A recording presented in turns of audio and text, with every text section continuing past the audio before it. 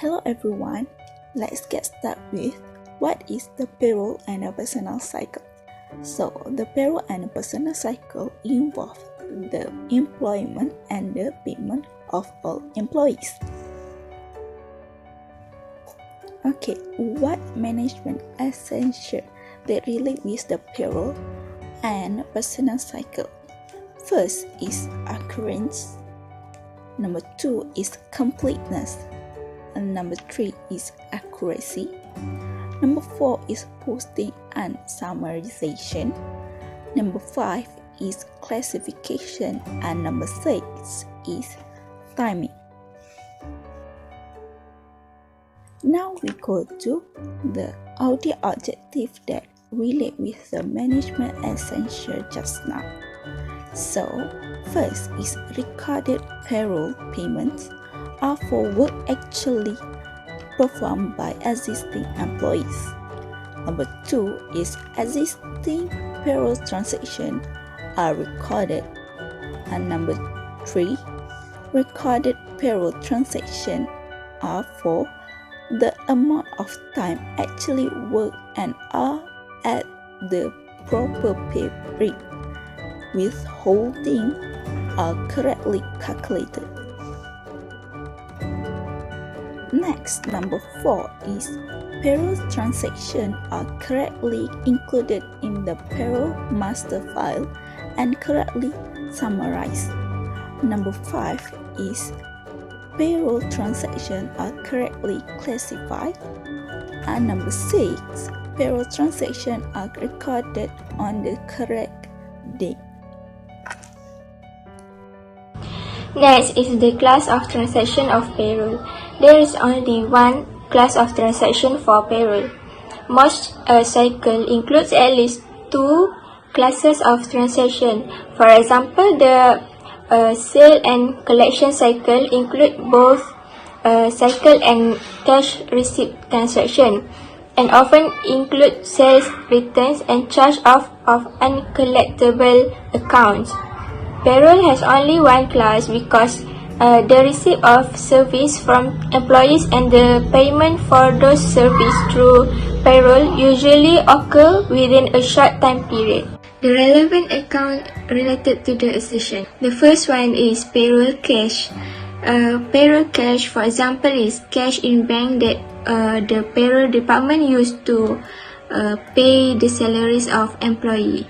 Second is all payroll expenses accounts. For example, is salaries, wages, bonus, commission, and tax expenses. Third is all payroll withholding accounts, such as withheld income tax and other deductions. And the last one is all payroll accrual accounts. For example,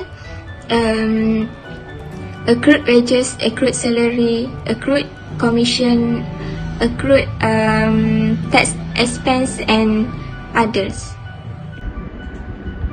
Hi, my name is Danial Aiman bin Ahmad ZAMURI, and today I will continue our lesson with the purpose and the test of control. So, what is the internal control?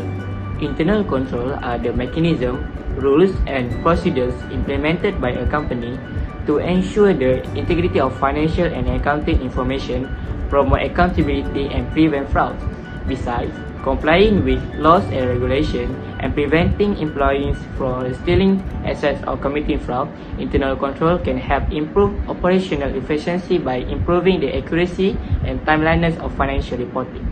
Internal audits play a critical role in companies' internal controls and corporate governance. Next, we will continue with the purpose of internal control in place to secure the accession. Firstly is to manage the cash disbursed, and secondly, to minimize the employee complaint and dissatisfaction, and thirdly, to minimize the payroll fraud, as we can control the overpaid and underpaid of employee, and lastly, the payroll master files total compared with the general ledger's total, as the firm's payroll master file detail will be rechecked to make sure the posting of account transaction detail during the period match with the transaction. Next, let's continue with the test of control to test the effectiveness of the internal control. Firstly, for the occurrence, examine the time record for indication of approval. For accuracy, examine authorization in human resource file. And for the completeness, account for a sequence of payroll checks, discuss with employees and observe the reconciliation. Next, for the posting and summarization, examine initial summary total reports indicating that comparisons have been made. For the timing, examine procedure, manual and observe where recording takes place. And lastly, for the classification, review chart of accounts, examine indication of internal verification. That's it. Thank you. Now let me tell you the examples of substantive tests. Here I have listed 6 examples of common substantive tests of transaction that can achieve the audit objective. The first substantive test is compare cancel check or direct deposit information with human resource record. Second, prove the bank reconciliation.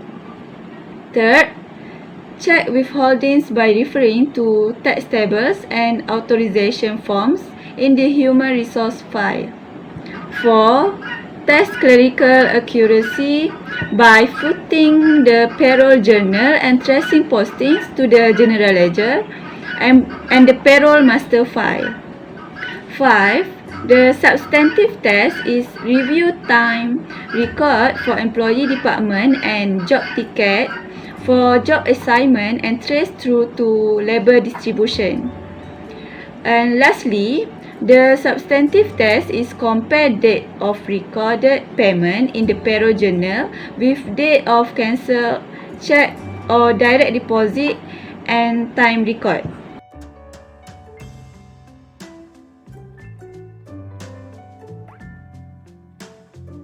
Yes, for sure. Before that, let me tell you first what is audit evidence.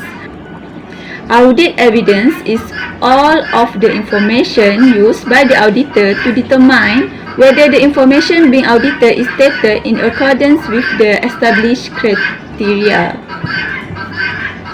The first audit evidence is human resource record. Human resource records include such data as date of employment, personal investigations, rate of pay, authorized deductions, performance evaluations, and termination of employment. Second, the audit evidence is payroll bank account reconciliation. An independent bank reconciliation is important for all cash accounts, including payroll, for finding errors and fraud. Third, rate authorization form. This form is used to authorize the rate of pay.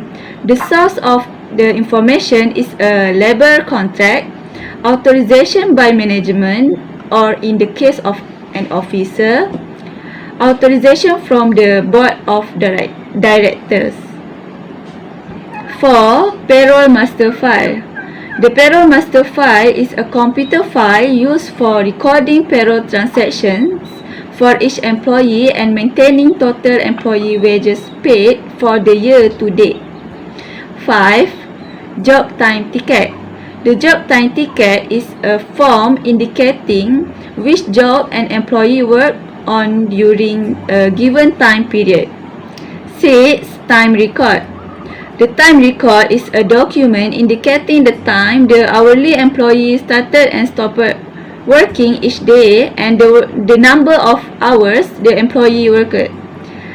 Time records may be in paper or electronic form, and they may be prepared automatically by time clocks or identification card readers. The possible misstatement that can happen in the payroll and personal cycle are misstatement of payroll expense accounts. Second, misstatement of direct labor and inventory. Third, misstatement of commission expense and commission liability. 4.